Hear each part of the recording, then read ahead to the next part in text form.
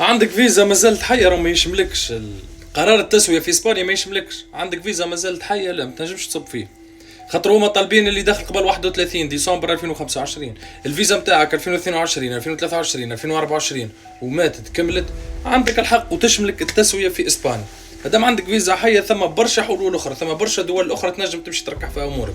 اما عندك فيزا حية، فيزا شنغن مازالت ما كملتش، عندك دول اخرى، عندك طرق اخرى تنجم تركح بها امورك. التسويه نتاع ال 500 الف مهاجر في اسبانيا ما تشملكش من غير ما تكسر فيها راسك، معناها من غير ما تتعب فيها روحك.